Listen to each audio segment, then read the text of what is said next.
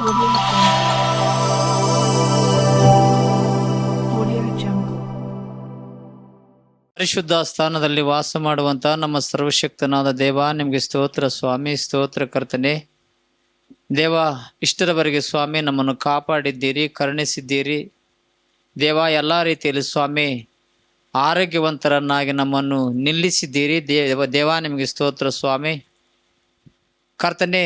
ನಿಮ್ಮ ಮಕ್ಕಳಾಗಿರುವಂಥ ನಾವೆಲ್ಲರೂ ಸ್ವಾಮಿ ನಿಮ್ಮ ವಾಕ್ಯವನ್ನು ಕೇಳುವಾಗ ನಿಮ್ಮ ಕೃಪೆ ಪರಿಶುದ್ಧಾತ್ಮನ ಸಹಾಯವನ್ನು ಕೊಟ್ಟು ನಮ್ಮೆಲ್ಲರನ್ನ ಮುಂದಕ್ಕೆ ನಡೆಯಿಸಿರೆಂದು ನಮ್ಮ ಪ್ರಭು ನಮ್ಮ ರಕ್ಷಕನೂ ಆಗಿರುವಂಥ ಯೇಸು ಪರಿಶುದ್ಧ ನಾಮದಲ್ಲಿ ಪ್ರಾರ್ಥಿಸುವೆನು ತಂದೆಯೇ, ಆಮೇನ್. ಪ್ರೀತಿಯ ನನ್ನ ಸಹೋದರ ಸಹೋದರಿಯರೇ, ದಯಮಾಡಿ ಕೆಲವು ನಿಮಿಷಗಳ ಕಾಲ ನಾವು ದೇವರ ವಾಕ್ಯವನ್ನು ಕೇಳೋಣ್ರಿ.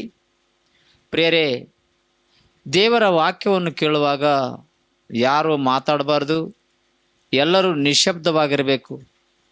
ಅದೇ ರೀತಿಯಾಗಿ ಈ ವಿಡಿಯೋ ಮುಖಾಂತರವಾಗಿ ಕೂಡ ದೇವರ ವಾಕ್ಯವನ್ನು ಕೇಳುವಂಥ ಪ್ರತಿಯೊಬ್ಬರು ಎಷ್ಟೊತ್ತೋ ಈ ವಾಕ್ಯವನ್ನು ಹೇಳಿರುವನೋ ಏನೋ ಅನ್ನುವಂಥ ಭಯವು ನಿಮಗಿರದೆ ಕೇವಲ 20 ನಿಮಿಷಗಳ ಕಾಲ ಮಾತ್ರ ಈ ವಿಡಿಯೋ ಇರುವುದು. ಆದ್ದರಿಂದ ದಯಮಾಡಿ ಯಾರು ಈ ವಿಡಿಯೋವನ್ನು ಮಿಸ್ ಮಾಡಿಕೊಳ್ಳದೆ, ಮಧ್ಯದಲ್ಲಿ ಇದನ್ನು ಕಟ್ ಮಾಡದೆ ಎಲ್ಲರೂ ನಿಶಬ್ದವಾದ ರೀತಿಯಲ್ಲಿ ದೇವರ ವಾಕ್ಯವನ್ನು ಕೇಳಿ ಪ್ರತಿಯೊಬ್ಬರು ತಮ್ಮ ತಮ್ಮ ಮನಸ್ಸುಗಳನ್ನು ಮಾರ್ಪಡಿಸಿಕೊಂಡು ದೇವರಿಗೆ ಮೆಚ್ಚುಗೆಯಾಗಿ ಜೀವಿಸಬೇಕು ಅನ್ನುವಂಥ ಆಲೋಚನೆಯಿಂದ ಪ್ರತಿಯೊಬ್ಬರು ಈ ಒಂದು ವಾಕ್ಯವನ್ನು ನೋಡಬೇಕು, ಈ ಒಂದು ವಾಕ್ಯವನ್ನು ಕೇಳಬೇಕು ಎಂದು ನಿಮ್ಮೆಲ್ಲರಿಗೂ ನಾನು ಮನವಿ ಮಾಡ್ತೀನಿ.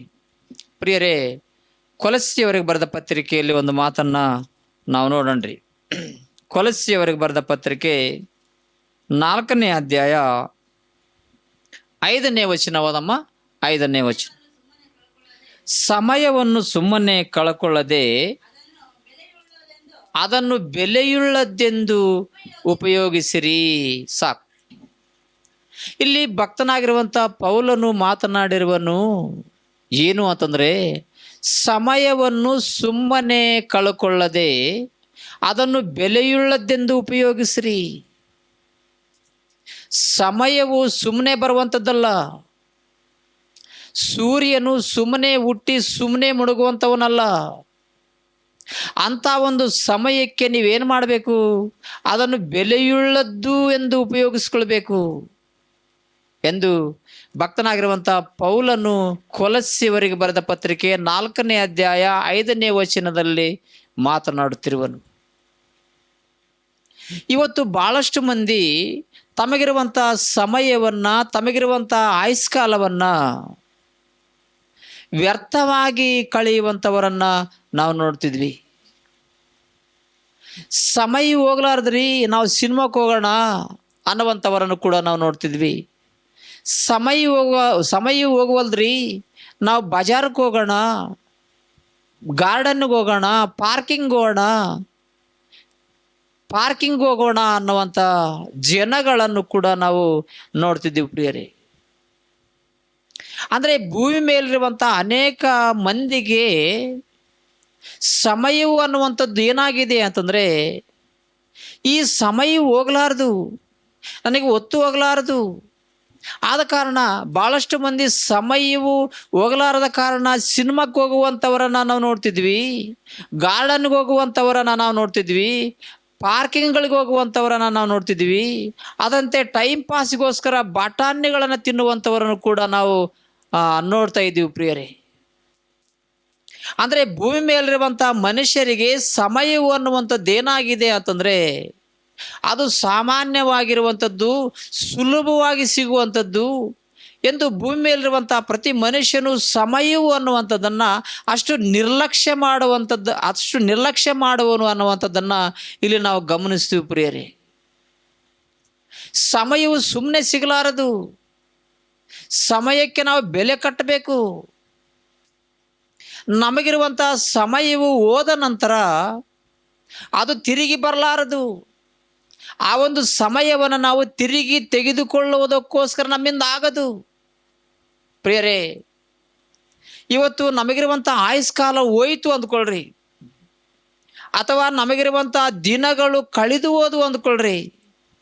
ತಿರುಗಿ ಆ ದಿನಗಳನ್ನು, ಆ ಒಂದು ವರ್ಷಗಳನ್ನು, ಆ ಒಂದು ಆಯುಷ್ಕಾಲವನ್ನು ನಾವು ತಿರುಗಿ ತಂದುಕೊಳ್ಳುವುದಕ್ಕೆ ಏನಾದರೂ ಸಾಧ್ಯನಾ ಅಂತಂದರೆ ಸಾಧ್ಯವಿಲ್ಲ ಪ್ರಿಯರೇ. ನಮಗಿರುವಂಥ ಸಮಯವನ್ನು ನಾವು ತಿರುಗಿ ತಂದುಕೊಳ್ಳುವುದಕ್ಕಾಗದು. ನಮಗಿರುವಂಥ ದಿನಗಳನ್ನು ತಿರುಗಿ ತಂದುಕೊಳ್ಳುವುದಕ್ಕಾಗದು. ನಮಗಿರುವಂಥ ವರ್ಷಗಳನ್ನು ನಾವು ತಿರುಗಿ ತಂದುಕೊಳ್ಳುವುದಕ್ಕಾಗದು. ಆದರೆ ಇಂಥ ಒಂದು ಸಮಯವನ್ನು ತಿರುಗಿ ತಂದುಕೊಳ್ಳಲಿಕ್ಕಾಗದೇ ಇರುವಂಥ ನಾವು ಸಮಯವನ್ನು ನಾವೇನು ಮಾಡ್ತಿದ್ವಿ? ವ್ಯರ್ಥವಾಗಿ ಕಳೆಯುತ್ತಿದ್ವಿ. ಸಮಯವೆನ್ನುವಂಥದ್ದು ಯಾರಿಗೋಸ್ಕರವಾಗಿದೆ, ಸಮಯವೆನ್ನುವಂಥದ್ದು ಯಾತಕ್ಕೋಸ್ಕರವಾಗಿದೆ ಅನ್ನುವಂಥದ್ದನ್ನು ನಾವು ಸ್ಪಷ್ಟವಾಗಿ ಆಲೋಚನೆ ಮಾಡಬೇಕು. ಆ ಸಮಯವನ್ನು ನಾವು ದೇವರಿಗೋಸ್ಕರವಾಗಿ ಮಾತ್ರವೇ ಉಪಯೋಗ ಮಾಡಬೇಕು. ಸಮಯವು ಹೋದ ನಂತರ ನಾವೇನು ಮಾಡಲಿಕ್ಕಾಗದು. ಸಮಯ ಹೋದ ನಂತರ ಪ್ರಿಯರೇ ನಾವು ಏನು ಮಾಡಲಿಕ್ಕಾಗದು. ಆದ ಕಾರಣ ಸಮಯವಿರುವಾಗಲೇ ನಾವೇನಾದರೂ ಮಾಡಬೇಕೇ ಹೊರತು ಸಮಯವು ಹೋದ ನಂತರ ನಾವೇನು ಮಾಡಲಿಕ್ಕಾಗದು. ಆದ ಕಾರಣ ಪ್ರಿಯರೇ ನೀವು ಆಲೋಚನೆ ಮಾಡ್ರಿ. ಓದುವ ಸಮಯದಲ್ಲಿ, ಓದುವ ಕಾಲದಲ್ಲಿ ಓದಬೇಕು. ಉದ್ಯೋಗವನ್ನು ಮಾಡುವಂಥ ಸಮಯದಲ್ಲಿ ಉದ್ಯೋಗವನ್ನು ಮಾಡಬೇಕು. ಮದುವೆ ಮಾಡಿಕೊಳ್ಳುವಂಥ ಸಮಯದಲ್ಲಿ ಮದುವೆ ಮಾಡಿಕೊಳ್ಬೇಕು. ಮಕ್ಕಳನ್ನು ಏರುವಂಥ ಸಮಯದಲ್ಲಿ ಮಕ್ಕಳನ್ನು ಏರಬೇಕು. ಅದರಂತೆ ಯಾವ ಸಮಯದಲ್ಲಿ ನಾವು ಏನು ಮಾಡಬೇಕು ಅದನ್ನು ಮಾಡದೆ ಹೋದರೆ ನಿಜವಾಗಲೂ ಆ ಸಮಯ ಹೋದ ನಂತರ ತಿರುಗಿ ನಾವು ಅದನ್ನು ಏನು ಮಾಡಲಿಕ್ಕಾಗದು. ಒಂದು ಸಮಯದಲ್ಲಿ ನಾವು ಮಣ್ಣು ತುಂಬುವ ಕಾಲ ಬಂದಾಗ ನಮ್ಮ ಜೊತೆಯಲ್ಲಿರುವಂಥ ಸ್ನೇಹಿತನು ಚೆನ್ನಾಗಿ ಓದಿದನು, ಉದ್ಯೋಗವನ್ನು ತಂದುಕೊಂಡನು. ಆದರೆ ಆತನ ಜೊತೆಗಿರುವಂಥ ನಾವು ಆ ಸಮಯವಿರುವಾಗ ಓದಲಿಲ್ಲ, ವಿದ್ಯಾವಂತರಾಗಲಿಲ್ಲ, ಉದ್ಯೋಗವನ್ನು ತಂದುಕೊಳ್ಳಲಿಲ್ಲ. ಆಗ ನಮ್ಮ ಜೊತೆಗಿರುವಂಥ ಸ್ನೇಹಿತನು ನಮ್ಮ ಮೇಲೆ ಆತನು ಮೇಸ್ರಿಯಾಗಿ ಬಂದು ನಮಗೆ ಕೆಲಸವನ್ನು ತೋರಿಸಿದನು. ನಮ್ಮ ಮೇಲೆ ಆತನು ಯಜಮಾನನಾಗಿ ನಿಂತಾಗ ನಮಗೆಷ್ಟು ಬಾಧೆ ಅನಿಸುವುದೋ ನೀವು ಆಲೋಚನೆ ಮಾಡ್ರಿ. ಆವಾಗ ಗೊತ್ತಾಗುವುದು, ಓಹೋ ನನಗೊಂದು ಕಾಲದಲ್ಲಿ ಸಮಯವಿತ್ರಿ, ನನಗಿರುವಂಥ ಸಮಯವನ್ನು ನಾನು ಸುಮ್ಮನೆ ಕಳೆದುಕೊಂಡೆನು. ನಾನು ಓದುವಂಥ ಸಮಯವಿತ್ತು, ಆ ಓದುವಂಥ ಸಮಯದಲ್ಲಿ ನಾನು ಓದಲಾರದೆ ನನಗಿರುವಂಥ ಸಮಯವನ್ನು ನಾನು ನಿರ್ಲಕ್ಷ್ಯ ಮಾಡಿದ್ದೀನಿ. ಆ ನಿರ್ಲಕ್ಷ್ಯ ಮಾಡಿದ್ದಕ್ಕೋಸ್ಕರವಾಗಿ ಇವತ್ತು ನಾನು ಮಣ್ಣು ತುಂಬುತ್ತಾ ಇದ್ದೀನಿ, ಈ ಚೀಲಗಳನ್ನು ಓರ್ತಾ ಇದ್ದೀನಿ. ಆದರೆ ನನ್ನ ಸ್ನೇಹಿತನು ಚೆನ್ನಾಗಿ ಓದಿದನು, ತನಗಿರುವಂಥ ಸಮಯವನ್ನು ತಾನು ಚೆನ್ನಾಗಿ ಉಪಯೋಗ ಮಾಡಿಕೊಂಡನು. ಆದರೆ ಇವತ್ತು ನನ್ನ ಮೇಲೆ ಆತನು ಮೇಸ್ರಿಯಾಗಿ ಬಂದನು ಎಂದು ಆತನ ವಿಷಯವಾಗಿ, ನೀನು ಪಡುವಂಥ ಪ್ರಯಾಸ ವಿಷಯವಾಗಿ, ನೀನು ಪಡುವಂಥ ಕಷ್ಟದ ವಿಷಯವಾಗಿ ಬಾಧೆ ಪಡುವಂಥ ಕಾಲದಲ್ಲಿ ನೀನು ಏನು ಮಾಡಿಕೊಂಡ್ರೂ ಕೂಡ ತಿರುಗಿ ಆ ಸಮಯವನ್ನುವಂಥದ್ದು ಬರಲಾರದು ಪ್ರಿಯರೇ. ನಮಗಿರುವಂಥ ಸಮಯವನ್ನು ನಾವು ಆಲೋಚನೆ ಮಾಡಬೇಕು. ನಮಗಿರುವಂಥ ಸಮಯವನ್ನು ನಾವು ನಿರ್ಲಕ್ಷ್ಯ ಮಾಡಬಾರ್ದು. ಅದು ದೇವರು ಕೊಟ್ಟಂಥ ಸಮಯವು. ಬಿತ್ತುವ ಕಾಲದಲ್ಲಿ ಬಿತ್ತಬೇಕು, ಕೊಯ್ಯುವ ಕಾಲದಲ್ಲೇ ಕೊಯ್ಯಬೇಕು. ನಾನು ಬಿತ್ತುವ ಕಾಲದಲ್ಲಿ ಕೊಯ್ತೀನಿ, ಕೊಯ್ಯುವ ಕಾಲದಲ್ಲಿ ಬಿತ್ತುತ್ತೀನಿ ಅಂದರೆ ಆಗಲಾರದು. ಯಾವ ಕಾಲದಲ್ಲಿ ನಾವು ಏನು ಮಾಡಬೇಕು ಅದನ್ನು ಮಾಡಿದಾಗ ಮಾತ್ರ ಅದು ನೆರವೇರುವುದಕ್ಕೆ ಸಾಧ್ಯವಾಗುವುದು. ರೈತನು ನಾನು ಯಾವಾಗ ಬೇಕು ಆವಾಗ ಬಿತ್ತುತ್ತೀನಿ ಅಂದರೆ ಆಗಲಾರದು. ನಾನು ಯಾವಾಗ ಬೇಕು ಆವಾಗ ಕೊಯ್ತೀನಿ ಅಂದರೆ ಆಗಲಾರದು. ಅದಕ್ಕೊಂದು ಸಮಯವಿದೆ. ಯಾವ ಸಮಯದಲ್ಲಿ ನಾವು ಏನು ಮಾಡಬೇಕು ಅದನ್ನು ಖಂಡಿತವಾಗಿ ನಾವು ಮಾಡಲೇಬೇಕು ಪ್ರಿಯರೇ. ನಮಗಿರುವಂಥ ಸಮಯದಲ್ಲಿ, ನಮಗಿರುವಂಥ ಕಾಲದಲ್ಲಿ ನಾವು ಮಾಡದೇ ಇರುವಂಥ ಕಾರ್ಯವನ್ನು ಮಾಡುವಂಥ ಕಾರ್ಯವನ್ನು ಮಾಡದೇ ಇದ್ದರೆ ನಿಜವಾಗಲೂ ದೇವರು ನಮ್ಮನ್ನು ಒಂದು ದಿನ ಲೆಕ್ಕ ಕೇಳುತ್ತಿರುವನು. ನಿನಗೆ ನಾನು ಕೊಟ್ಟಂಥ ಆಯುಷ್ಕಾಲದಲ್ಲಿ ನೀನು ಏನು ಮಾಡಿದಿ? ನಿನಗಿರುವಂಥ ಕಾಲವೆಲ್ಲ ನೀನು ಏನು ಮಾಡಿದಿ ಆಲೋಚನೆ ಮಾಡು ಎಂದು ದೇವರು ನಿನ್ನನ್ನಾಗಿರ್ಬೋದು, ನನ್ನನ್ನಾಗಿರ್ಬೋದು, ಯಾರ್ಯಾರು ದೇವರ ಮಾತುಗಳನ್ನು ಕೇಳದೆ, ಯಾರ್ಯಾರು ದೇವರ ಮಾತುಗಳನ್ನು ಆಲೋಚನೆ ಮಾಡದೆ ನಿರ್ಲಕ್ಷ್ಯವಾಗಿ ತಮ್ಮ ಕಾಲವನ್ನು ಕಳೆಯುವರು, ಅಂಥವರು ದೇವರ ಮುಂದೆ ನಾಳೆ ಏನು ಉತ್ತರ ಕೊಡುವರು? ಅದನ್ನು ಒಂದು ಸಲ ನೀವು ಆಲೋಚನೆ ಮಾಡಬೇಕು ಪ್ರಿಯರೇ. ದೇವರು ಕೊಟ್ಟಂಥ ಸಮಯವನ್ನು ನಾವು ವ್ಯರ್ಥವಾಗಿ ಕಳ್ಕೊಳ್ಬಾರ್ದು. ಅದಕ್ಕೋಸ್ಕರವಾಗಿ ಭಕ್ತನಾಗಿರುವಂಥ ಪೌಲನವರು ಪರಿಶುದ್ಧಾತ್ಮನ ಮೂಲಕವಾಗಿ ಹೇಳಿರುವನು, ಸಮಯವನ್ನು ಸುಮ್ಮನೆ ಕಳಕೊಳ್ಳದೆ ಅದನ್ನು ಬೆಲೆಯುಳ್ಳದ್ದೆಂದು ಉಪಯೋಗಿಸಿರಿ, ಅದನ್ನು ಬೆಲೆಯುಳ್ಳದ್ದೆಂದು ಉಪಯೋಗಿಸಿರಿ ಅಂದನು. ಸಮಯ ಹೋದ ನಂತರ ತಿರುಗಿ ಬರಲಾರದು ಪ್ರಿಯರೇ. ಇವತ್ತು ಮನುಷ್ಯನು ಸಮಯಕ್ಕೆ ಬೆಲೆ ಕೊಡಲಾರನು. ತನಗಿರುವಂತಹ ಸಮಯಕ್ಕೆ ಮನುಷ್ಯನು ಬೆಲೆ ಕೊಡಲಾರದೇ ಇರುವನು ಪ್ರಿಯರೇ. ಯಾತಕ್ಕೆ ಬೆಲೆ ಕೊಡುತ್ತಿರುವನು ಮನುಷ್ಯನು? ಬಂಗಾರಕ್ಕೆ ಮನುಷ್ಯನು ಬೆಲೆ ಕಟ್ಟುತ್ತಿರುವನು. ಅಯ್ಯೋ, ಬಂಗಾರ ಹೋತಂದ್ರೆ ಭಾಳಷ್ಟು ಖರೀದಿ ಆಗಿರುವಂಥದ್ದು, ಅಷ್ಟು ಬೆಲೆ ಬಾಳುವಂಥದ್ರಿ. ಅಂಥ ಒಂದು ಬಂಗಾರವನ್ನು ನಾವು ಭಾಳಷ್ಟು ಜಾಗೃತಿಯಿಂದ ಇಟ್ಕೊಳ್ಬೇಕು, ಜಾಗೃತಿಯಿಂದ ನಾವು ಅದನ್ನು ಮನೆಯಲ್ಲಿ ಇಟ್ಕೊಳ್ಬೇಕು ಎಂದು. ಬಂಗಾರವನ್ನು ಒಂದು ವೇಳೆ ನಾವು ಕಳೆದುಕೊಂಡ್ರೆ ಆ ಒಂದು ಬಂಗಾರವನ್ನು ನಾವು ತಿರುಗಿ ಕೊಂಡುಕೊಳ್ಳುವುದಕ್ಕಾಗದು, ಅದು ಬೆಲೆ ಬಾಳುವಂಥ ಬಂಗಾರವು ಎಂದು ಮನುಷ್ಯನು ಆ ಬಂಗಾರಕ್ಕೆ ಬೆಲೆಯನ್ನು ಕಟ್ಟಿರುವನು. ಅದರಂತೆ ಒಂದು ಬೆಳ್ಳಿಗೆ ಮನುಷ್ಯನು ಬೆಲೆ ಕಟ್ಟಿರುವನು. ಅದರಂತೆ ಮನೆಯಲ್ಲಿರುವಂಥ ಕರೆಂಟಿಗೆ ಮನುಷ್ಯನು ಬೆಲೆ ಕಟ್ಟಿರುವನು. ಕರೆಂಟು ಅಂತಂದರೆ ಒಂದು ವೇಳೆ ನಾವು ಹೆಚ್ಚಾಗಿ ಒಂದು ಕರೆಂಟನ್ನು ಉಪಯೋಗ ಮಾಡಿದರೆ ತಿರುಗಿ ನಾವು ಬೆಲೆ ಕಟ್ಟಬೇಕಾಗುವುದು, ಅದಕ್ಕೆ ನಾವು ಬಿಲ್ಲು ಕಟ್ಟಬೇಕಾಗುವುದು. ಆದ ಕಾರಣ ಆ ಒಂದು ಕರೆಂಟಿಗೂ ಕೂಡ ನಾವು ಮಿತಿಯಾಗಿ ಬೆಳೆಸಬೇಕು, ಮಿತಿಯಾಗಿ ಅದನ್ನು ಬಳಸಬೇಕು, ಮಿತಿಯಾಗಿ ನಾವು ಅದನ್ನು ಬಳಸಬೇಕು ಎಂದು ಮನೆಯಲ್ಲಿರುವಂಥವರೆಲ್ಲರಿಗೂ ಹೇಳುವಂಥ ಜನಗಳನ್ನು ಕೂಡ ನಾವು ನೋಡ್ತಿದ್ದೀವಿ ಪ್ರಿಯರೇ. ಅದರಂತೆ ಒಂದು ಪೆಟ್ರೋಲಿಗೂ ಕೂಡ ಮನುಷ್ಯನು ಬೆಲೆ ಕಟ್ಟುತ್ತಿರುವನು. ಅದನ್ನು ಮಿತಿಯಾಗಿ ನಾವು ಬಳಸಬೇಕು, ಅತಿ ಹೆಚ್ಚಾಗಿ ನಾವು ಅದನ್ನು ಬಳಸಬಾರ್ದು. ಅದು ಬೆಲೆ ಬಾಳುವಂಥ ಪೆಟ್ರೋಲು, ಅದು ಬೆಲೆ ಬಾಳುವಂಥ ಪೆಟ್ರೋಲು ಎಂದು ಪ್ರತಿಯೊಬ್ಬ ಮನುಷ್ಯನು ಪ್ರತಿಯೊಂದಕ್ಕೂ ಬೆಲೆ ಕಟ್ಟುತ್ತಿರುವನು. ಒಂದು ಭೂಮಿಗೆ ಬೆಲೆ ಕಟ್ಟುತ್ತಿರುವನು, ಒಂದು ಮನೆಗೆ ಬೆಲೆ ಕಟ್ಟುತ್ತಿರುವನು, ಭೂಮಿ ಮೇಲಿರುವಂಥ ಅನೇಕ ವಸ್ತುಗಳಿಗೆ ಮನುಷ್ಯನು ಬೆಲೆ ಕಟ್ಟುತ್ತಿರುವನು. ಆದರೆ ಯಾವುದಕ್ಕೆ ಮನುಷ್ಯನು ಬೆಲೆ ಕಟ್ಟಲಾರದೆ ಹೋಗಿರುವನು ಅಂತಂದರೆ ಪ್ರಿಯರೇ, ದೇವರು ಕೊಟ್ಟಂಥ ಆಯುಷ್ಕಾಲಕ್ಕೆ, ದೇವರು ಕೊಟ್ಟಂಥ ಸಮಯಕ್ಕೆ ಮನುಷ್ಯನು ಬೆಲೆ ಕಟ್ಟದೇ ಹೋಗಿರುವನು, ಬೆಲೆ ಕಟ್ಟದೇ ಹೋಗಿರುವನು ಪ್ರಿಯರೇ.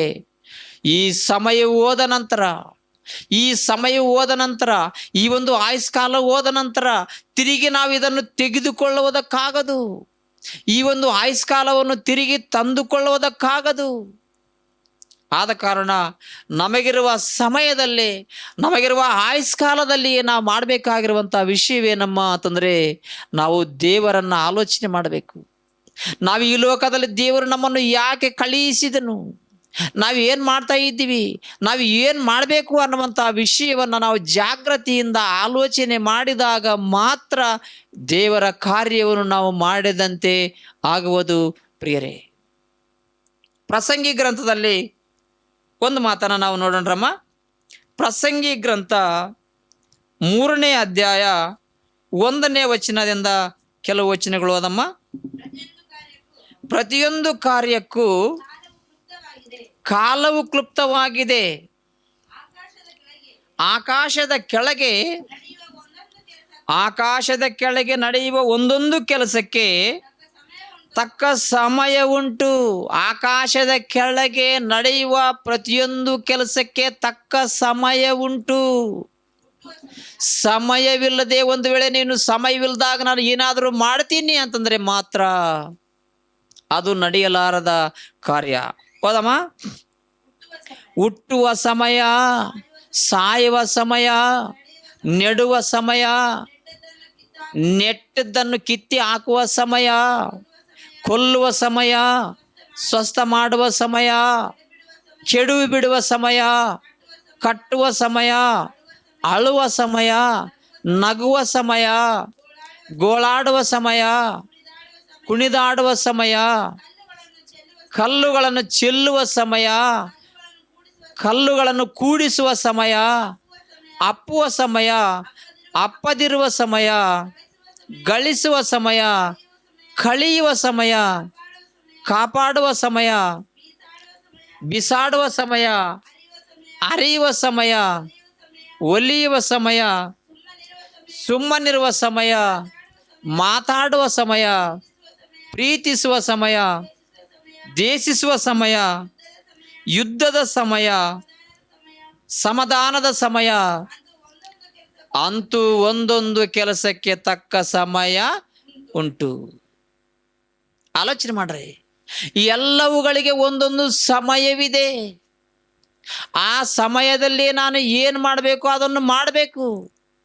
ಆ ಸಮಯವನ್ನು ಮೀರಿದ ನಂತರ ನಾವೇನು ಮಾಡಲಿಕ್ಕಾಗದು. ಆ ಸಮಯವು ಮೀರಿದ ನಂತರ ನಾವೇನು ಮಾಡಲಿಕ್ಕಾಗದು. ಆ ಸಮಯ ಹೋದ ನಂತರ ನಾವೇನು ಮಾಡಲಿಕ್ಕಾಗದು. ಆ ಸಮಯದಲ್ಲೇ ನಮಗಿರುವಂತಹ ಸಮಯದಲ್ಲಿಯೇ ನಾವು ಏನು ಮಾಡಬೇಕು ಅದನ್ನು ಖಂಡಿತವಾಗಿ ಮಾಡಬೇಕು.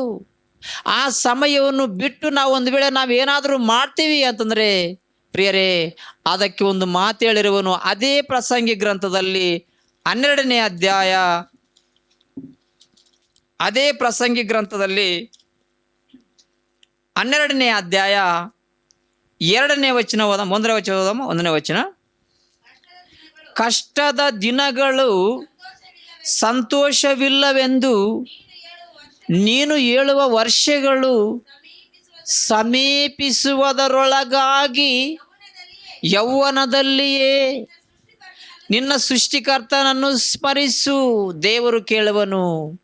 ಮನುಷ್ಯರಾದ ನಮ್ಮನ್ನು ಯಾವಾಗ ಕೇಳುವನು ಅಂತಂದರೆ, ಯೌವನದಲ್ಲಿಯೇ ನಿನ್ನ ದೇವರಾಗಿರುವ ಕರ್ತನನ್ನು ಸ್ಮರಿಸಬೇಕು. ನೀನು ವಯಸ್ಸಾದ ಮೇಲೆ ನಾನು ದೇವರ ಕೆಲಸವನ್ನು ಮಾಡ್ತೀನಿ ಅಂತಂದ್ರೆ ಆಗಲಾರದು. ಇವತ್ತು ಭಾಳಷ್ಟು ಮಂದಿ ಸರ್ಕಾರ ಕೆಲಸವನ್ನು ಮಾಡಿ ರಿಟೈರ್ಮೆಂಟ್ ಆದ ನಂತರ ನಾನು ದೇವರ ಸೇವೆಗೆ ಬಂದೇನ್ರಿ ಅನ್ನುವಂಥವರನ್ನು ನಾವು ನೋಡ್ತಿದ್ವಿ. ಏನ್ರಿ, ಸರ್ಕಾರದವರು ನಿನಗಿರುವಂಥ ಬಲವನ್ನು ತಿಂದುಬಿಟ್ರು, ನಿನಗಿರುವಂಥ ಆಯುಷ್ಕಾಲವನ್ನು ತಿಂದುಬಿಟ್ರು, ನಿನಗಿರುವಂಥ ಜ್ಞಾನವನ್ನು ತಿಂದುಬಿಟ್ರು. ಎಲ್ಲವೂ ಆಗಿ ಹೋದ ನಂತರ ನಿನ್ನನ್ನು ಅವರು ಬಿಟ್ಟುಬಿಟ್ರು. ಎಲ್ಲವೂ ಆಗಿ ಹೋದ ನಂತರ ನಿನ್ನನ್ನು ಬಿಟ್ಟ ನಂತರ ನೀನು ದೇವರ ಸೇವೆಗೆ ಬಂದೀನಿ ಅನ್ನುವಂಥದ್ದು ಎಷ್ಟರ ಮಟ್ಟಿಗೆ ನ್ಯಾಯ ರೀ ಎಂದು ನಾವು ಒಂದು ಸಲ ಆಲೋಚನೆ ಮಾಡ್ತಾ ಹೋದರೆ ಅದು ದೇವರ ದೃಷ್ಟಿಯಲ್ಲಿ ಸರಿಯಾಗಿರುವಂಥ ಕಾರ್ಯವಲ್ಲ. ನೀನು ಯೌವನ ಕಾಲವೆಲ್ಲ ಸರ್ಕಾರಕ್ಕೆ ದುಡಿದು, ನಿನ್ನ ಯೌವನ ಕಾಲವೆಲ್ಲ ನಿನ್ನ ಇಷ್ಟಾನುಸಾರವಾಗಿ ನೀನು ಜೀವಿಸಿ, ನಿನ್ನ ಕಾರ್ಯಗಳನ್ನು ನೀನು ಮಾಡುತ್ತಾ, ನಿನ್ನ ಕಾರ್ಯವೆಲ್ಲ ನಿನಗೋಸ್ಕರವಾಗಿ ನೀನು ಮಾಡಿ, ಸಮಯವೆಲ್ಲ ನಿನ್ನ ಕಾರ್ಯಕ್ಕೋಸ್ಕರವಾಗಿ ನೀನು ಉಪಯೋಗ ಮಾಡಿ, ವಯಸ್ಸಾದ ನಂತರ ವೃದ್ಧಾಪ್ಯದಲ್ಲಿ ಬಂದು ನಾನು ದೇವರ ಸೇವೆಗೆ ಬರ್ತೀನಿ ರೀ, ದೇವರ ಸೇವೆಯನ್ನು ಮಾಡ್ತೀನಿ ರೀ ಅಂತಂದರೆ ದೇವರು ಇದನ್ನೇನಾದರೂ ಮೆಚ್ಚುವುದಕ್ಕೆ ಸಾಧ್ಯನಾ ಅನ್ನುವಂಥ ವಿಷಯವನ್ನು ಒಂದು ಸಲ ನಾವು ಆಲೋಚನೆ ಮಾಡಬೇಕು ಪ್ರಿಯರೇ. ಕೆಳಗೋದಮ್ಮ 3ನೇ ವಚನ. ಅದೇ ಕಾಲದಲ್ಲಿ ಮನೆಗಾವಲಿನವರು ನಡುಗುವರು. ಮನೆಗಾವಲಿನವರು ನಡುಗುವರು ಅನ್ನುವಂಥ ಮಾತು ಇಲ್ಲಿ ಬರೆಯಲ್ಪಟ್ಟಿದೆ ಪ್ರಿಯರೇ. ಮನೆಯನ್ನು ಕಾಯುವವರು ನಡುಗುವರು. ಯಾವ ಕಾಲದಲ್ಲಿ? 60, 70, 80 ವರ್ಷಗಳ ಕಾಲ ಬಂದಾಗ, 60, 70, 80 ವರ್ಷಗಳ ಕಾಲ ಬಂದಾಗ ಮನೆಯನ್ನು ಕಾಯುವಂಥವರು ನಡುಗುವರು ಎಂದು ಜ್ಞಾನಿಯಾದ ಸೊಲೊಮೋನನು ಮಾತನಾಡುತ್ತಿರುವನು. ಏನಮ್ಮ ಮನೆ ಅಂದರೆ ಏನಮ್ಮ? ನಿಮ್ಮೆಲ್ಲರಿಗೂ ಗೊತ್ತು. ಮನೆ ಅಂತಂದರೆ ಏನು ಅಂತಂದರೆ ನಾವೇ ದೇವರ ಮನೆ. 3ನೇ ಅಧ್ಯಾಯ 6ನೇ ವಚನ ಓದಮ್ಮ. ಕ್ರಿಸ್ತನಾದರೂ ಮಗನಾಗಿ ದೇವರ ಮನೆಯ ಮೇಲೆ ಅಧಿಕಾರಿಯಾಗಿದ್ದಾನೆ. ನಾವು ನಮ್ಮ ಧೈರ್ಯವನ್ನು, ನಮ್ಮ ನಿರೀಕ್ಷೆಯಿಂದುಂಟಾಗುವ ಉತ್ಸಾಹವನ್ನು ಕಡೆ ತನಕ ದೃಢವಾಗಿಟ್ಟುಕೊಂಡವರಾದರೆ ನಾವೇ ದೇವರ ಮನೆಯವರು ಎಂದು ಭಕ್ತನಾಗಿರುವಂಥ ಪೌಲನು ಹೇಳುವಂತಹ ಮಾತುಗಳನ್ನು ನಾವು ನೋಡ್ತಿದ್ದೀವಿ. ನಾವೇ ಮನೆ, ನಾವೇ ದೇವರ ಮನೆ, ನಾವೇ ದೇವರ ಮನೆ. ಪ್ರಿಯರೇ, ಈ ಮನೆಯನ್ನು ಕಾಯುವವರು ನಡುಗುವರು ಅಂದನು ಭಕ್ತನಾಗಿರುವಂಥ ಸೊಲೊಮೋನನು. 60, 70, 80 ವರ್ಷಗಳಾದ ನಂತರ ಈ ಮನೆಯನ್ನು ಕಾಯುವಂಥವರು ನಡುಗುವರು. ಆ ಕಾಲದಲ್ಲಿ ನೀನು ಏನು ಮಾಡಲಿಕ್ಕೆ ಸಾಧ್ಯ ಎಂದು ಭಕ್ತನಾಗಿರುವಂಥ ಸೊಲೊಮೋನನ ಮಾತನಾಡುವಂಥ ಮಾತು ಪ್ರಿಯರೇ. ಮನೆಯನ್ನು ಕಾಯುವವರು ಅಂದರೆ ಕೈಗಳು. ಏನಮ್ಮ? ಮನೆ ಅಂದರೆ ನಾವು. ಈ ಮನೆಯನ್ನು ಕಾಯುವವರು ಅಂದರೆ ಕೈಗಳು. ಈ ಒಂದು ದೇಹಕ್ಕೆ ಏನಾದರೂ ಕೂಡ ಈ ಕೈಗಳೇ ಎಲ್ಲವನ್ನು ವಾಸಿ ಮಾಡಬೇಕು. ಮುಖ ತೊಳೆಯುವಂಥವುಗಳ ಕೈಗಳೇ, ಕಾಲುಗಳನ್ನು ತೊಳೆಯುವಂಥವುಗಳ ಕೈಗಳೇ. ನಮಗೇನಾದರೂ ಗಾಯವಾದರೂ ಕೂಡ ಆ ಗಾಯವನ್ನು ತೊಳೆಯುವಂಥವುಗಳು ಕೈಗಳೇ. ಆದರೆ ಟೋಟಲ್ ಆಗಿ ಈ ಒಂದು ಮನೆಗೆ ಒಂದು ವೇಳೆ ದ್ವಾಮೆ ಚುಚ್ಚಿದರೆ ಆ ಒಂದು ದ್ವಾಮೆಯನ್ನು ಸಾಯಿಸುವಂಥವುಗಳು ಕೂಡ ಕೈಗಳೇ. ಆದ ಕಾರಣ ಈ ಟೋಟಲ್ ಆಗಿ ಈ ಒಂದು ದೇಹವೆಂಬ ಈ ಮನೆಯನ್ನು ಕಾಯುವಂಥವರು ಯಾರು ಅಂತಂದರೆ ಕೈಗಳು. ಅದಕ್ಕೋಸ್ಕರ ಮನೆಯನ್ನು ಕಾಯುವಂಥ ಈ ಕೈಗಳನ್ನು ಭಕ್ತನಾಗಿರುವಂಥ ಸೊಲೊಮೋನನು ಪರಿಶುದ್ಧಾತ್ಮನ ಮೂಲಕವಾಗಿ ಏಳಿಂದ ಮಾತನಾಡಿರುವನು ಅಂತಂದರೆ ಮನೆಗಾವಲಿನವರು ಅಂದರೆ ಈ ಮನೆ ಅಂದರೆ ಈ ದೇಹವನ್ನು ಕಾಪಾಡುವವರು, ಈ ದೇಹವನ್ನು ಕಾಯುವವರು ಕೈಗಳು. ಈ ಕೈಗಳು 60, 70, 80 ವರ್ಷಗಳಾದ ನಂತರ ನಡುಗುವವು. ಇವತ್ತು ಬಹಳಷ್ಟು ಮಂದಿ ಕಲ್ಲುಗಳನ್ನೆತ್ತುತ್ತಿರುವವರು ಕೈಗಳಿಂದ. ಆದರೆ 60, 70, 80 ವರ್ಷಗಳ ವಯಸ್ಸಾದಾಗ ಒಂದು ಗ್ಲಾಸು ನೀರೆತ್ತುವುದಕ್ಕೂ ಕೂಡ ಆಗಲಾರದು.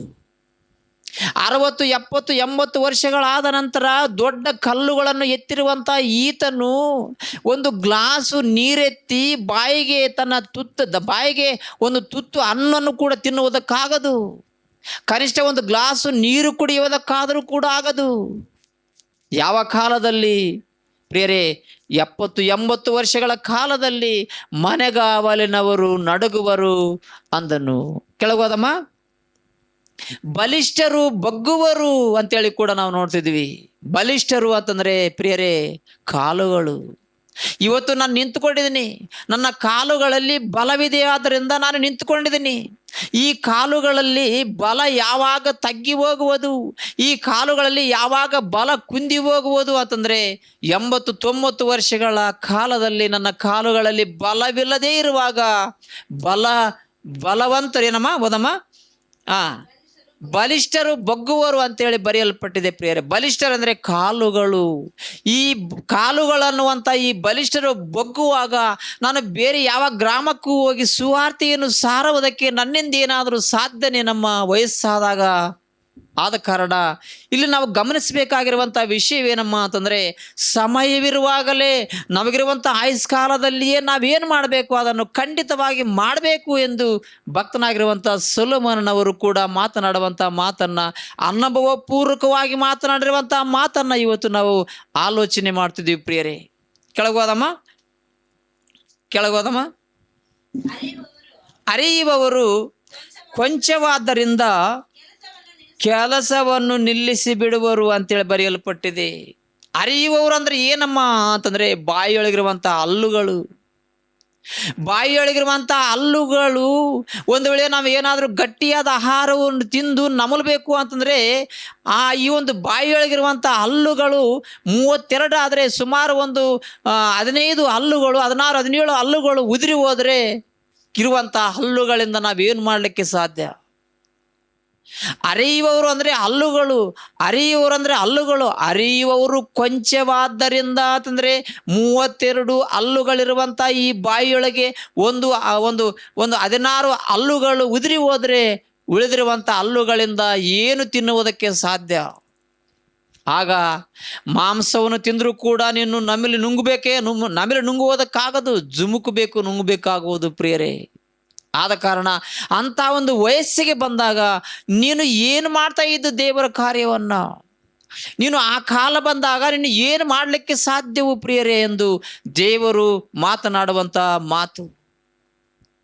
ಸಮಯವನ್ನು ಸುಮ್ಮನೆ ಕಳೆದುಕೊಂಡು ವಯಸ್ಸಾದಾಗ ನಾನು ದೇವರ ಕೆಲಸವನ್ನು ಮಾಡ್ತೀನಿ, ದೇವರಿಗೆ ನಾನು ಸೇವೆ ಮಾಡ್ತೀನಿ, ದೇವರ ಮಾತುಗಳನ್ನು ಕೇಳ್ತೀನಿ ಅಂತಂದರೆ ಏನು ಪ್ರಯೋಜನ ಅನ್ನುತ್ತಿರುವರು ದೇವರು. ಹಾಗೆ ಬರಬಾರ್ದು.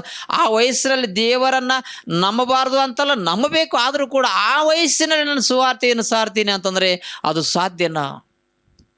ಅದು ಸಾಧ್ಯವಾಗಲಾರದ ಮಾತು. ಅದಕ್ಕೋಸ್ಕರ ಯೌವನ ಕಾಲದಲ್ಲಿಯೇ ನಿನ್ನ ದೇವರಾಗಿರುವ ಕರ್ತನನ್ನು ಸ್ಮರಿಸು, ಯೌವನದಲ್ಲಿಯೇ ನೀನು ದೇವರಿಗೆ ಇಷ್ಟವಾಗಿರುವ ಆತನು ಎಂದು ದೇವರು ಮಾತನಾಡುವಂಥ ಮಾತನ್ನ ಇಲ್ಲಿ ನಾವು ನೋಡ್ತಿದ್ದೀವಿ ಪ್ರಿಯರೇ. ಮತ್ತೊಂದು ವಾಕ್ಯ ಓದಮ್ಮ, ಕೆಳಗೆ ಓದಮ್ಮ, ಕೆಳಗೆ ಓದಮ್ಮ ಅಷ್ಟೇ. ಕಿಟಕಿಗಳಿಂದ ನೋಡುವವರು ಮಂಕಾಗುವರು ಅಂತಂದ್ರೆ ಏನು? ಕಣ್ಣುಗಳು. ಕಿಟಕಿಗಳಿಂದ ನೋಡುವವರು ಅಂತಂದ್ರೆ ಏನು? ಕಣ್ಣುಗಳು. 60, 70, 80 ವರ್ಷಗಳಾದ ನಂತರ ಕಣ್ಣುಗಳು ಮಬ್ಬಾಗುವವು. ಆಗ ನೀನು ನಾನು ಏನು ಮಾಡಲಿಕ್ಕೆ ಸಾಧ್ಯ? ಸಮಯವಿರುವಾಗಲೇ ನೀನು ನಾನು, ಸಮಯ ಹೋದ ನಂತರ ನೀನ್ಯಾರೋ ನಾನ್ಯಾರೋ. ಆದ ಕಾರಣ ಪ್ರಿಯರೇ, ನೀವು ಗಮನಿಸ್ರಿ, ಯೌವನ ಕಾಲದಲ್ಲಿಯೇ ನಾವೇನು ಮಾಡಬೇಕು? ಯೌವನ ಕಾಲದಲ್ಲಿಯೇ ನಾವೇನು ಮಾಡಬೇಕು? ನಮ್ಮ ದೇವರಾಗಿರುವ ಕರ್ತನನ್ನು ನಾವು ಸ್ಮರಿಸಬೇಕು. ಆ ದೇವರನ್ನು ನಾವು ಸ್ಮರಿಸಬೇಕು. ಆ ದೇವರಿಗೆ ನಾವು ಮೆಚ್ಚುಗೆಯಾಗಿ ಜೀವಿಸಬೇಕು. ಯಾವಾಗ? ಯೌವನ ಕಾಲದಲ್ಲಿಯೇ. ಇವತ್ತು ಸರ್ಕಾರಕ್ಕೆ ನೌಕರಿ ಯಾವಾಗ ತೆಗೆದುಕೊಳ್ಳುವರು ನಮ್ಮನ್ನ ಅಂತಂದ್ರೆ 20 ವರ್ಷಗಳಲ್ಲಿಯೇ. 20 ವರ್ಷಗಳಲ್ಲಿಯೇ ನಮ್ಮನ್ನು ಸರ್ಕಾರವು ನೌಕರಿಗೆ ತೆಗೆದುಕೊಳ್ಳುವುದು. ಆ ಆಯುಷ್ಕಾಲವು ಮುಗಿದ ನಂತರ ನಾವು ಸರ್ಕಾರ ನೌಕರಕ್ಕೆ ಅರ್ಹರಲ್ಲ. ಆದ ಕಾರಣ ಯಾವ ವಯಸ್ಸಿನಲ್ಲಿ ಸರ್ಕಾರಕ್ಕೆ ಬೇಕು, ಯಾವ ವಯಸ್ಸಿನಲ್ಲಿ ಯಾರಿಗೆ ಬೇಕು ಅಂತಂದ್ರೆ ಎಲ್ಲರಿಗೂ ಯೌವನ ಕಾಲದಲ್ಲಿಯೇ ಅವಸರ. ನಾವು ಮದುವೆ ಮಾಡಿಕೊಳ್ಬೇಕು ಅಂತಂದ್ರೆ ಯೌವನ ಕಾಲ ಇರಬೇಕು. ನಾವು ಮದುವೆ ಮಾಡಿಕೊಳ್ಬೇಕು ಅಂತಂದ್ರೆ ಯೌವನ ಕಾಲವೇ ಇರಬೇಕು. ಪ್ರಿಯರೇ, ಪ್ರತಿಯೊಂದಕ್ಕೂ ಕಾಲವು ಕ್ಲುಪ್ತವಾಗಿರಬೇಕು. ಯಾವ ಕಾಲದಲ್ಲಿ ನಾವು ಏನು ಮಾಡಬೇಕು, ಯಾವ ಕಾಲದಲ್ಲಿ ನಾವು ಏನು ಮಾಡಬೇಕು ಅದನ್ನು ಖಂಡಿತವಾಗಿ ನಾವು ಮಾಡಬೇಕು.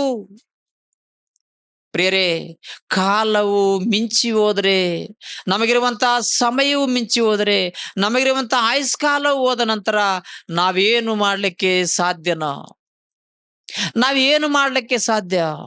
ಆದ ಕಾರಣ ಪ್ರಿಯರೇ, ಭಕ್ತನಾಗಿರುವಂತಹ ಪೌಲನು ಪರಿಶುದ್ಧಾತ್ಮನ ಮೂಲಕವಾಗಿ ಮಾತನಾಡಿರುವಂತಹ ಮಾತನ್ನ ಇವತ್ತು ನಾವು ಗಮನಿಸ್ತೀವಿ.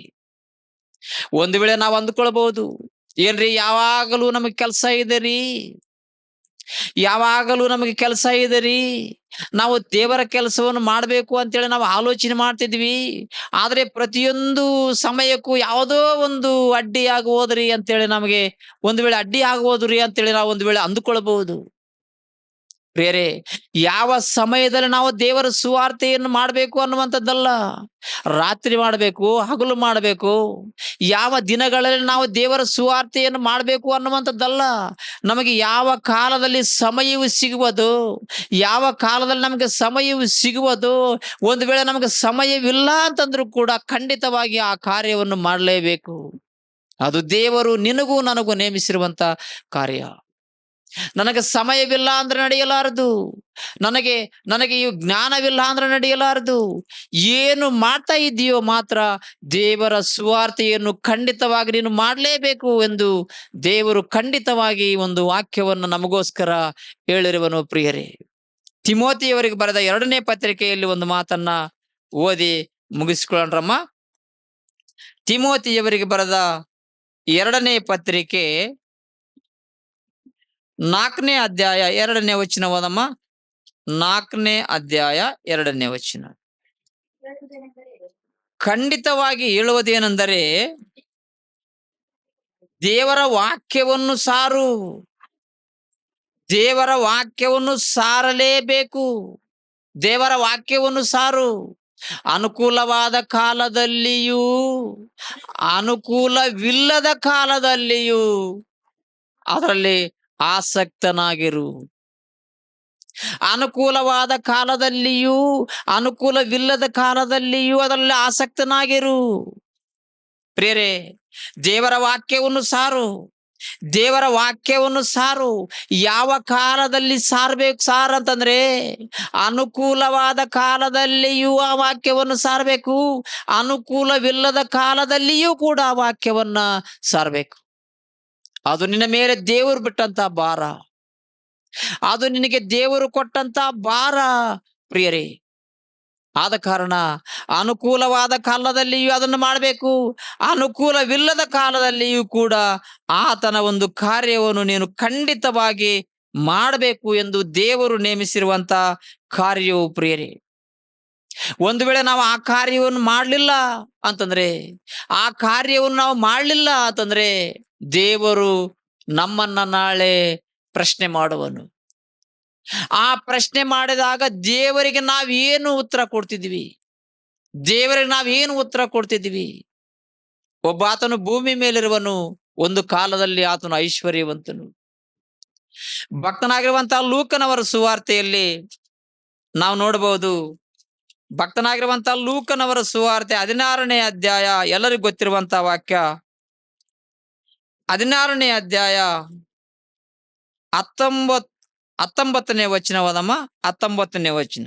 ಐಶ್ವರ್ಯವಂತನಾದ ಒಬ್ಬ ಮನುಷ್ಯನಿದ್ದನು.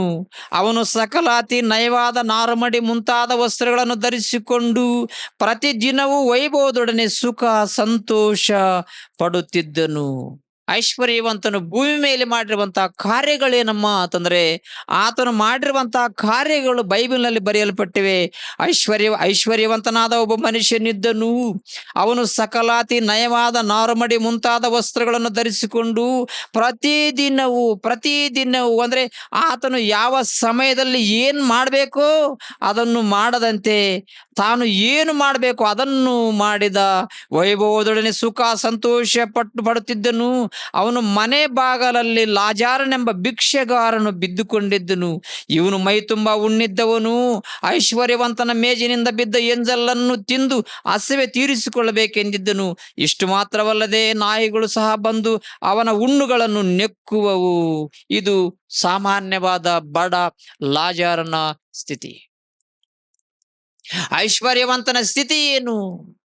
ಸಕಲಾತಿ ನಯವಾದ ನಾರುಮಡಿ ಮುಂತಾದ ವಸ್ತ್ರಗಳನ್ನು ಧರಿಸಿಕೊಂಡು ವೈಭವದೊಡನೆ ಸುಖ ಸಂತೋಷ ಪಡುತ್ತಿದ್ದನು. ಆತನು ತನಗಿರುವಂತಹ ಸಮಯವೆಲ್ಲ ಆತನು ಸುಖ ಸಂತೋಷ ಪಡುವುದೇ ಹೊರತು ಆತನಿಗೆ ಮತ್ತೊಂದು ಇರಲಿಲ್ಲ. ಯಾವಾಗಲೂ ಸಂತೋಷ ಪಡಬೇಕು, ಯಾವಾಗಲೂ ಆನಂದ ಪಡಬೇಕು, ಯಾವಾಗಲೂ ನೆಮ್ಮದಿಯಿಂದಿರಬೇಕು ಅನ್ನುವಂಥ ಆಲೋಚನೆಯೇ ಹೊರತು ಆತನಿಗಿರುವಂತಹ ಕಾಲವೆಲ್ಲವೂ ಆತನು ಮಾಡಿರುವಂತಹ ಕಾರ್ಯಗಳು ಅದೇ. ಆದರೆ ಪಕ್ಕದಲ್ಲಿ ಭಿಕ್ಷಗಾರನೆಂಬ ಲಾಜಾರನು ಬಿದ್ದುಕೊಂಡಿದ್ದನು. ಅವನು ಐಶ್ವರ್ಯವಂತನ ಮೇಜಿನಿಂದ ಬಿದ್ದ ಎಂಜಲನ್ನಾದರೂ ತಿಂದು ಹಸಿವೆಯನ್ನು ತೀರಿಸಿಕೊಳ್ಳಬೇಕೆಂದಿದ್ದನು. ಆದರೂ ಕೂಡ ಆ ಯಜಮಾನನ ಐಶ್ವರ್ಯವಂತನ ಮೇಜಿನಿಂದ ಬಿದ್ದ ಎಂಜಲು ಕೂಡ ಸಿಗಲಾರದಂತೆ ಬಹಳಷ್ಟು ನರಳಿ ನರಳಿ ನರಳಿ ದೇವರಿಗೋಸ್ಕರವಾಗಿ ಬದುಕಿ ತನಗಿರುವಂತಹ ಕಾಲವೆಲ್ಲ ಆತನು ಎಷ್ಟೇ ಬಾಧೆಗಳಿದ್ರು, ಆತನ ಮೈ ತುಂಬ ಹುಣ್ಣುಗಳಿದ್ರು ಕೂಡ ಆತನು ದೇವರಿಗೋಸ್ಕರವಾಗಿ ಬದುಕಿ ಸತ್ತನು. ಆತನು ದೇವದೂತರು ತೆಗೆದುಕೊಂಡು ಹೋಗಿ ಅಬ್ರಾಮನ ಎದೆಗೆ ಒರಗಿಸಿದರು ಅನ್ನುವಂಥ ವಾಕ್ಯವನ್ನು ನಾವು ನೋಡ್ತಿದ್ದೀವಿ. ನಂತರ ಐಶ್ವರ್ಯವಂತನು ಸಹ ಸತ್ತನು. ಆತನ ಸ್ಥಿತಿ ಏನಾಗಿರ್ಬೋದು? ಒಂದ್ಸಲ 24ನೇ ವಚನ ಓದಮ್ಮ, 23ನೇ ವಚನ ಓದಮ್ಮ. ಅವನು ಪಾತಾಳದೊಳಗೆ ಯಾತನೆ ಪಡುತ್ತಾ ಇರುವಲ್ಲಿ ಕಣ್ಣೆತ್ತಿ ದೂರದಿಂದ ಅಬ್ರಾಮನನ್ನು ಇವನ ಎದೆಗೆ ಒರೆಯಿಕೊಂಡಿದ್ದ ಲಾಜಾರನನ್ನು ನೋಡಿ, ತಂದೆಯಾದ ಅಬ್ರಾಮನೇ ನನ್ನ ಮೇಲೆ ದಯವಿಡು ಅನ್ನುತ್ತಿರುವ ನೋಡಮ್ಮ. ಏನಂತನಮ್ಮ? ನನ್ನ ಮೇಲೆ ದಯವಿಟ್ಟು. ನಾನು ಭೂಮಿ ಮೇಲೆ ಯಾರಿಗೂ ದಯವಿಟ್ಟವನಲ್ಲ, ಯಾರಿಗೂ ನಾನು ದಯ ತೋರಿಸಿದವನಲ್ಲ. ನನ್ನ ಪಕ್ಕದಲ್ಲಿ ಲಾಜಾರನು ಬಿದ್ದುಕೊಂಡಿದ್ರು ಕೂಡ ಅವನು ನನ್ನ ಮೇಜಿನಿಂದ ಬಿದ್ದ ಎಂಜಲನ್ನಾದರೂ ತಿಂದು ಹಸಿವೆಯನ್ನು ತೀರಿಸಿಕೊಳ್ಬೇಕೆಂದಿದ್ರು ಕೂಡ ನಾನು ಅವನಿಗೆ ದಯ ತೋರಿಸಿದವನಲ್ಲ. ಆದರೂ ಕೂಡ ನನ್ನ ಮೇಲೆ ಅಬ್ರಾಮನೇ ದಯವಿಟ್ಟು ಲಾಜಾರನನ್ನು ಕಳುಹಿಸು. ಅವನು ತನ್ನ ತುದಿ ಬೆರಳನ್ನು ನೀರಿನಲ್ಲಿ ಅದ್ದಿ ನನ್ನ ನಾಲಿಗೆಯನ್ನು ತಣ್ಣಗೆ ಮಾಡಲಿ, ಈ ಉರಿಯಲ್ಲಿ ಸಂಕಟ ಪಡುತ್ತಿದ್ದೇನೆ ಎಂದು ಕೂಗಿ ಹೇಳಿದನು. ಆಗ ಓದಮ್ಮ. ಆದರೆ ಅಬ್ರಾಮನು, ಕಂದ ನೀನು ಆಶಿಸಿದ ಸುಖವನ್ನು ನಿನ್ನ ಜೀವಮಾನದಲ್ಲಿ ಹೊಂದಿದಿ. ನಿನ್ನ ಕಾಲವೆಲ್ಲ, ನಿನಗಿರುವಂತ ಆಯುಷ್ಕಾಲವೆಲ್ಲ ನೀನು ಏನು ಮಾಡಿದಿ ಅಂತಂದ್ರೆ ನಿನ್ನ ಜೀವಮಾನವೆಲ್ಲ ನೀನು ಸುಖವನ್ನು ಅನುಭವಿಸಿದಿ. ನಿನ್ನ ಇಷ್ಟಾನುಸಾರವಾಗಿ ನೀನು ಜೀವಿಸಿದಿ. ನಿನಗೇನೇನು ಅವಸರವೋ ಅದೆಲ್ಲವನ್ನು ನೀನು ಅನುಭವಿಸಿದಿ. ಆದರೆ ಇಲ್ಲಿ ಇಲ್ಲಿ ನಿನ್ನ ಇಷ್ಟಾನುಸಾರವಾದ ಕಷ್ಟವನ್ನು ನೀನು ಅನುಭವಿಸಬೇಕು. ಇಲ್ಲಿ ದೇವರ ಇಷ್ಟಾನುಸಾರವಾದ ಕಷ್ಟವನ್ನು ಅನುಭವಿಸಬೇಕು. ಅಲ್ಲಿ ನಿನ್ನ ಇಷ್ಟಾನುಸಾರವಾದ ಸುಖವನ್ನು ನೀನು ಅನುಭವಿಸಿದಿ. ಆದರೆ ಲಾಜರನು ಅಲ್ಲಿ ಅಲ್ಲಿ ದೇವರ ಇಷ್ಟಾನುಸಾರವಾದ ಕಷ್ಟವನ್ನು ಅನುಭವಿಸಿದರೂ ಕೂಡ ಆತನು ದೇವರಿಗೋಸ್ಕರವಾಗಿ ಬದುಕಿದ. ಆದರೆ ನೀನು ನಿನ್ನಿಷ್ಟಾನುಸಾರವಾಗಿ ಜೀವಿಸಿ ನೀನು ಪಾತಾಳದಲ್ಲಿ ದೇವರ ಇಷ್ಟಾನುಸಾರವಾಗಿ ಬಾಧೆಯನ್ನು ಅನುಭವಿಸಬೇಕಾಯಿತು. ನೋಡ್ರಿ, ಯಾವ ಕಾಲದಲ್ಲಿ ಯಾವ ಸಮಯವು ಏನಾಗುವುದೋ ನಮಗೆ ತಿಳಿಯದು. ಸಮಯವನ್ನು ನಾವು ಆಲೋಚನೆ ಮಾಡ್ತಾ ಹೋದ್ರೆ ನಮಗಿರುವಂತಹ ಸಮಯವನ್ನು ನಾವು ವ್ಯರ್ಥವಾಗಿ ಕಳೆದುಕೊಳ್ಳಬಾರದು. ಲಾಜರನು ತನಗಿರುವಂತಹ ಸಮಯವನ್ನು ವ್ಯರ್ಥವಾಗಿ ಕಳೆದುಕೊಳ್ಳಲಾರದೆ ಇದ್ದನು. ಆದ್ದರಿಂದ ಆತನು ಅಬ್ರಾಮನ ಎದೆಗೆ ಒರಗಿಕೊಂಡನು. ಅದರಂತೆ ಐಶ್ವರ್ಯವಂತನು ತನಗಿರುವಂತಹ ಕಾಲವನ್ನು ತನ್ನ ಇಷ್ಟಾನುಸಾರವಾಗಿ ತನ್ನ ಕಾಲವನ್ನು ಕಳೆದುಕೊಂಡನು. ಆದರೆ ದೇವರ ಇಷ್ಟಾನುಸಾರವಾಗಿ ಆತನು ಕಷ್ಟವನ್ನು ಅನುಭವಿಸಬೇಕಾಯಿತು. ಆದ ಕಾರಣ ಪ್ರಿಯರೇ, ನೀವು ಆಲೋಚನೆ ಮಾಡ್ರಿ, ಒಂದು ಸಲ ದೇವರ ಕಾರ್ಯವನ್ನು ಒಂದು ಸಲ ನಾವು ಆಲೋಚನೆ ಮಾಡ್ತಾ ಹೋದ್ರೆ, ದೇವರ ಪ್ರೀತಿಯನ್ನ ಒಂದು ಸಲ ನಾವು ಆಲೋಚನೆ ಮಾಡ್ತಾ ಹೋದ್ರೆ ಪ್ರಿಯರೇ, ಲಾಜರನಿಗೆ ಸಂತೋಷಕರವಾಗಿರುವಂತಹ ಲೋಕವು ಸಿಕ್ತು. ಐಶ್ವರ್ಯವಂತರಿಗೆ ಮಹಾವೇದನೆಕರವಾಗಿರುವಂತಹ ಪಾತಾಳ ಲೋಕವು ಸಿಕ್ಕಿತು.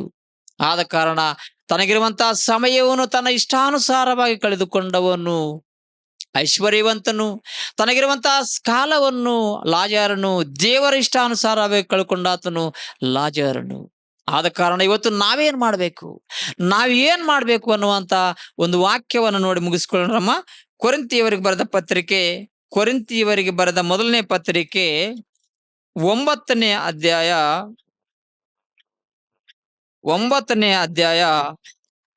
16ನೇ ವಚನವಾದಮ್ಮ. ನಾನು ಸುವಾರ್ತೆಯನ್ನು ಸಾರಿದರೂ ಹೊಗಳಿಕೊಳ್ಳುವುದಕ್ಕೆ ನನಗೇನು ಆಸ್ಪದವಿಲ್ಲ. ಸಾರಲೇಬೇಕೆಂಬ ನಿರ್ಬಂಧವು ನನಗುಂಟು. ಸಾರದಿದ್ದರೆ ನನ್ನ ಗತಿಯನ್ನು ಏನು ಹೇಳಲಿ? ನಾನು ಸ್ವಂತ ಇಷ್ಟದಿಂದ ಈ ಕೆಲಸವನ್ನು ಮಾಡಿದರೆ ನನಗೆ ಬಹುಮಾನವು ದೊರೆಯುವುದು. ಮತ್ತೊಬ್ಬನ ಇಷ್ಟದಿಂದ ಮಾಡಿದರೆ ಮನೆವಾರ್ತೆಯು ನನ್ನ ಕೆಲಸಕ್ಕೆ ನನ್ನ ವಶಕ್ಕೆ ಕೊಡಲ್ಪಟ್ಟಿದೆ. ಸುವಾರ್ತೆಯನ್ನು ಸಾರಲೇಬೇಕೆಂಬ ನಿರ್ಬಂಧವು ನನಗುಂಟು. ಸಾರಿದರೆ ಈ ಲೋಕದಲ್ಲಿ ಕಷ್ಟ, ಸಾರದೆ ಹೋದರೆ ಪಾತಾಳ ಲೋಕದಲ್ಲಿ ಕಷ್ಟ. ಸಾರದೆ ಹೋದ್ರೆ ಪಾತಾಳ ಲೋಕದಲ್ಲಿ ಶಾಶ್ವತ ಕಾಲ ಕಷ್ಟ. ಸಾರಿದರೆ ಈ ಲೋಕದಲ್ಲಿ ಕೆಲವು ವರ್ಷಗಳ ಕಾಲ ಕಷ್ಟ. ಈ ಕಷ್ಟವನ್ನು ಅನುಭವಿಸಿ ಶಾಶ್ವತ ಸುಖವನ್ನು ಅನುಭವಿಸುವ ಸಮಯವನ್ನು ನಾವು ತಂದುಕೊಂಡು ದೇವರು ಕೊಟ್ಟಂತಹ ಸಮಯವನ್ನು ನಾವು ದೇವರಿಗೋಸ್ಕರವಾಗಿ ಉಪಯೋಗ ಮಾಡಿ ಆತನಿಗೆ ಮೆಚ್ಚುಗೆಯಾಗಿ ಜೀವಿಸಬೇಕು ಎಂದು ನಾವೆಲ್ಲರೂ ಆ ರೀತಿಯಾಗಿ ಆಲೋಚನೆ ಮಾಡಿ ಆ ಒಂದು ಸಮಯವನ್ನು ದೇವರಿಗೋಸ್ಕರವಾಗಿ ಕಳಿಬೇಕು ಎಂದು ನಿಮ್ಮೆಲ್ಲರಿಗೂ ನಾನು ಮನವಿ ಮಾಡ್ತಾ ಈ ವಾಕ್ಯವನ್ನ ಮುಗಿಸ್ತೀನಿ. ಪ್ರಾರ್ಥನೆ ಮಾಡಿಕೊಳ್ಳ್ರಿ.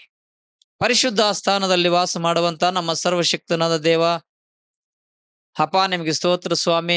ಈ ವಿಡಿಯೋ ಮುಖಾಂತರ ನಿಮ್ಮ ಮಕ್ಕಳು ಎಷ್ಟು ಮಂದಿ ಆದರೂ ನಿಮ್ಮ ವಾಕ್ಯವನ್ನು ಕೇಳುವರು ದೇವ. ಇಲ್ಲಿಯೂ ಕೂಡ ಎಷ್ಟು ಮಂದಿ ನಿನ್ನ ವಾಕ್ಯವನ್ನು ಕೇಳುವರು. ನಿನ್ನ ಮಕ್ಕಳನ್ನು ಆಶೀರ್ವದಿಸ್ರಿ, ಬಲಪಡಿಸ್ರಿ ದೇವ. ಇನ್ನೂ ಅನೇಕರಿಗೆ ಈ ಒಂದು ವಾಕ್ಯದ ಮೂಲಕ ಅನೇಕರು ಮಾರ್ಪಡುವಂತೆ ಸಹಾಯ ಮಾಡು ದೇವ.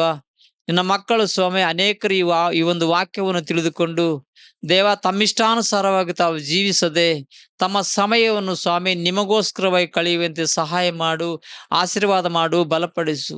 ನಮ್ಮ ಪ್ರಭು ನಮ್ಮ ರಕ್ಷಕನೂ ಆಗಿರುವಂತ ಯೇಸು ಪರಿಶುದ್ಧ ನಾಮದಲ್ಲಿ ಪ್ರಾರ್ಥಿಸುವೆನು ತಂದೆಯೇ, ಆಮೇನ್.